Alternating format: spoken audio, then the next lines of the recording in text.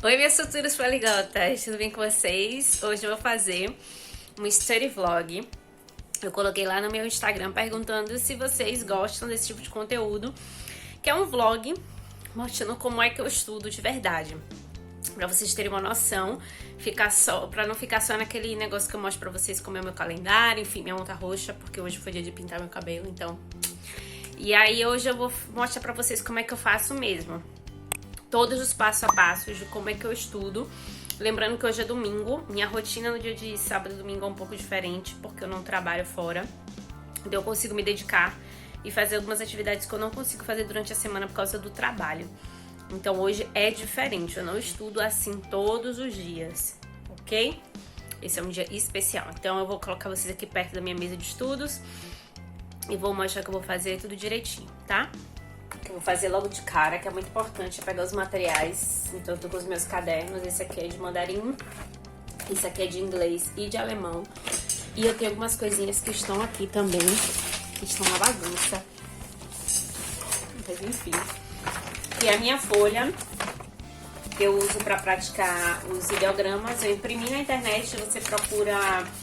eu não lembro, mas é tipo assim, folha pra você praticar, ideogramas, enfim, que você acha em PDF pra imprimir. E aí eu baixei algumas, tem algumas até que já estão assim, pra vocês verem como eu sou super organizada. Olha a situação, porque eu deixei na minha bolsa. Pra quando eu lembro dos ideogramas, eu pratico na hora, né? A gente tem que aproveitar o momento.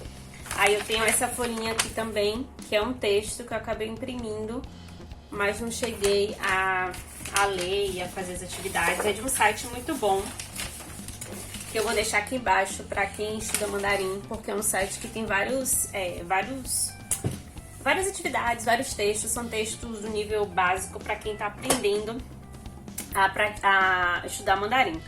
Aí a primeira coisa que eu vou fazer aqui, eu vou abrir o meu Trello, que é o que onde eu me organizo, onde eu faço tudo. Aí eu vou abrir meu Trello aqui, tem as minhas metas e as atividades que eu preciso fazer. Mas eu vou abrir, não é nem por isso, é porque em alemão eu li um texto. Cadê? Eu li esse texto aqui. E a minha atividade eu faço um dia, como tá aqui. Não dá pra ver porque tá invertido, mas eu leio o texto, depois no outro dia eu faço um resumo e no outro dia eu gravo um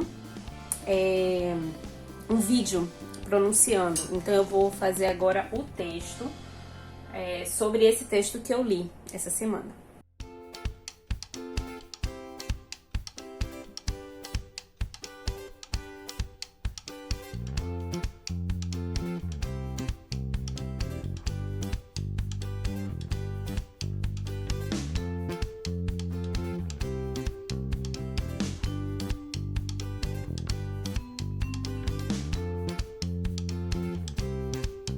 Esse é o resumo do texto que eu fiz agora. Algumas coisas eu não coloquei porque eu não lembrava a palavra, eu não conhecia o verbo.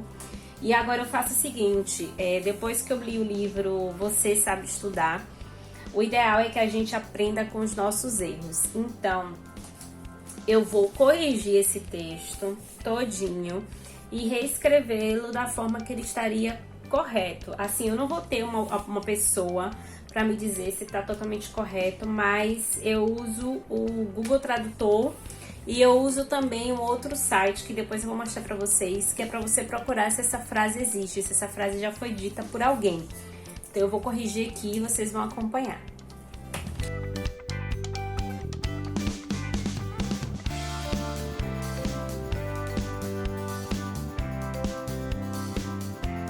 A minha dica para poder ver se o texto está correto é fazer o seguinte: eu escrevo em alemão, ele vai traduzir e depois eu pego a tradução e troco do português para alemão e o Google Tradutor acaba fazendo um outro formato que é o mais correto. E aí agora eu vou copiar esse daqui, que é o correto, e depois eu vou fazer uma análise das coisas que eu errei e repensar nas coisas que eu poderia ter feito.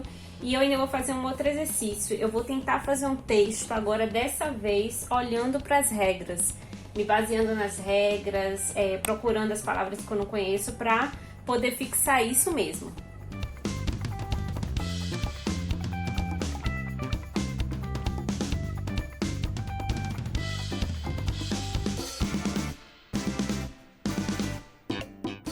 Olha, eu fiz a comparação do texto e fora algumas coisas de ordem das palavras, teve 4 palavras que eu não me lembrava e que faziam total diferença e eu já marquei para lembrar, que é handelt, que eu sempre falo que que é quando você fala, o texto falava sobre, aí eu coloco assim, der Text war über, mas não é handelt. Gemeldet, porque quando é noticiado e eu não sabia, aí eu inventei na cabeça Nachrichtet, porque eu sei que Nachricht é notícia, mas eu acredito que Nachrichtet não exista, mas é uma forma que eu consigo ver que eu tô criando padrões, então agora eu já sei que não é Nachrichtet, é Gemeldet, no caso isso aqui no passado. Gebot abgegeben, porque eu coloquei aqui que foi um pedido que o governo fez, mas o governo não faz um pedido, ele faz uma licitação, ele cria uma ordem, então é Gebot abgegeben. E eu coloquei aqui Meinungsfreiheit Politica, mas não era Politik der Redefreiheit, então eu já coloquei aqui. Mas eu fiquei muito feliz de, por exemplo, eu usei obwohl, que obwohl é apesar de, e eu consegui usar o obwohl do jeito certo, que eu nunca imaginei que eu ia conseguir, porque pra mim é muito difícil, mas eu consegui. Eu consegui usar a voz passiva algumas vezes. Engraçado que algumas vezes eu fiz certo, outras vezes eu não fiz. Então, eu já vi aqui que eu tô melhor em voz passiva.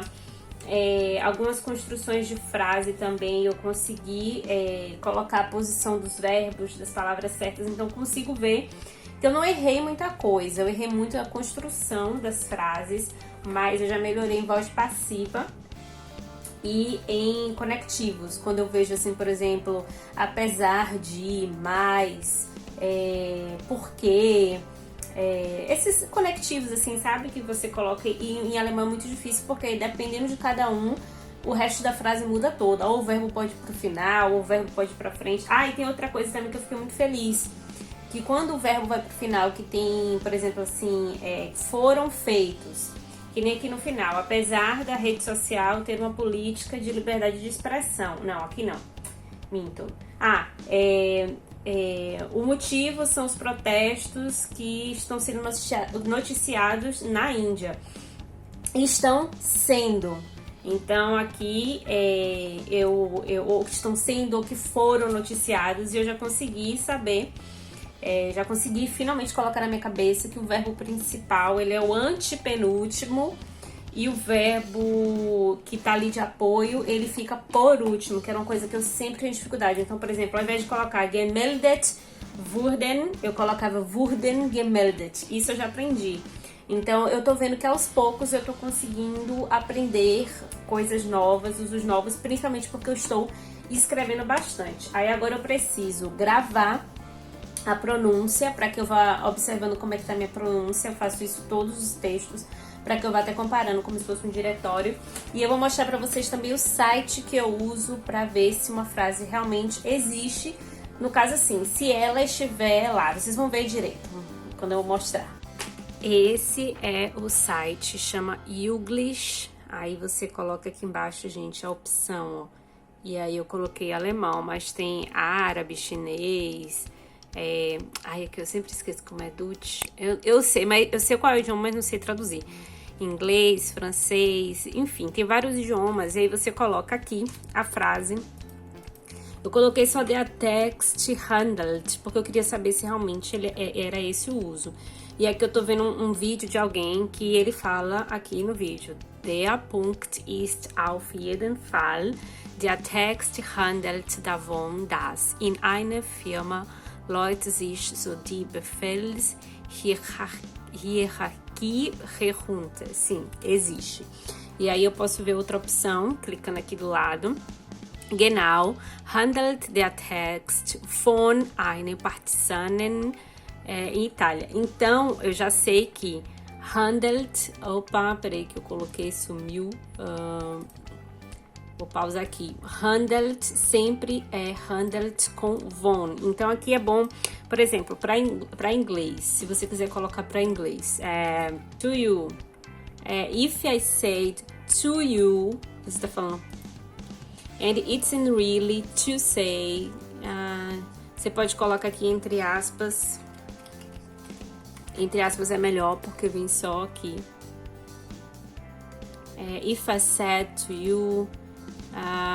To come up to you, her talking to you,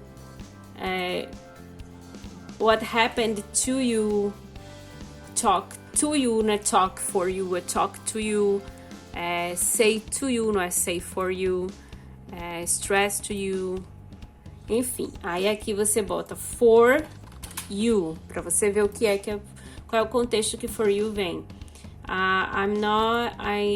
Not anyone else can travel that road for you. No caso, por você. We're here for you. Nós estamos aqui pra você, por você. I work for you. Então, eu trabalho por você. What's left for you to do? O que foi deixado pra você fazer? Então, você consegue ver. My wish for you, não é my wish to you, é my wish for you. Então esse site é muito bom pra gente ver as aplicações, né? De coisas que a gente aprende vários idiomas. Deixa eu ver mais um. It's easier for you, não é it's easier to you. Really bad, that was really bad for you. Blessings for you. Então você consegue ver os usos, né? E são vídeos do YouTube. Agora chegou a hora de ler o meu texto, né? Vou aproveitar e gravar aqui logo no Study Vlog. Diese Woche habe ich einen anderen Text gelesen. Der Text handelt von Indien und Twitter. Viele Twitter-Profile wurden blockiert. Der Grund sind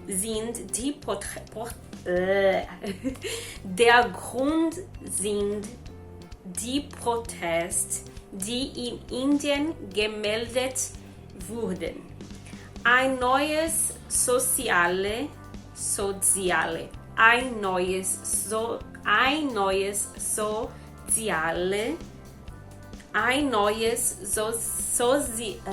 meu Deus, é difícil. Ein neues soziales Netzwerk wurde gegründet. Der Name ist Q und ist ein indisches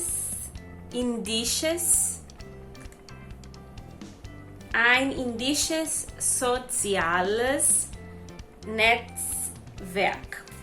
Viele Menschen beschreiben die Proteste und sprechen über die Regierung.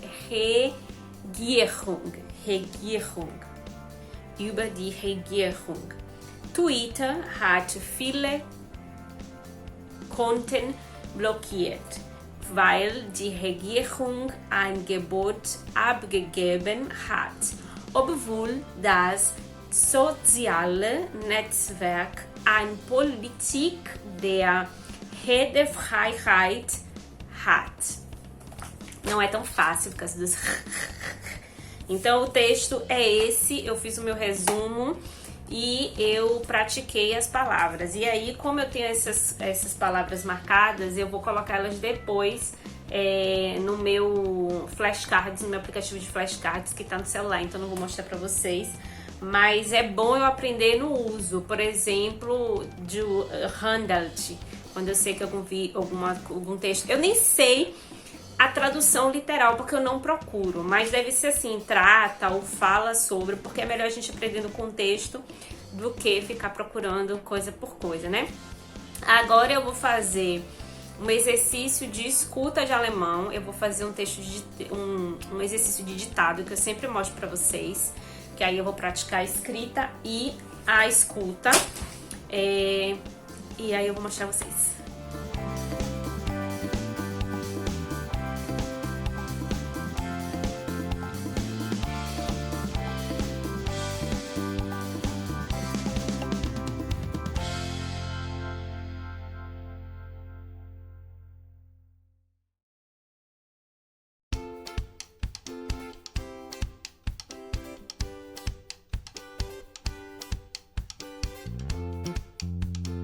terminei de estudar alemão, agora eu vou estudar mandarim.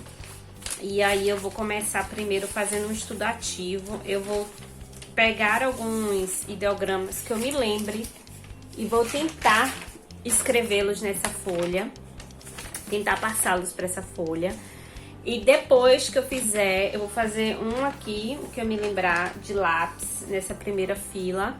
E depois eu vou procurar saber se estão corretos, e aí eu vou escrever da forma correta, porque assim eu consigo, de forma ativa, aprender o ideograma. Eu uso um site muito bom que chama Purple Culture, que tem um dicionário muito bom nesse site, onde você consegue ver as palavras, os significados, você consegue ver quais são eu esqueci como é que chama. Os radicais, você consegue ver a ordem da escrita, você consegue ver a aplicação em frases, você consegue ver o nível na HSK. Então eu vou começar de lápis mesmo e eu vou pensar em alguns ideogramas que eu possa conseguir fazer.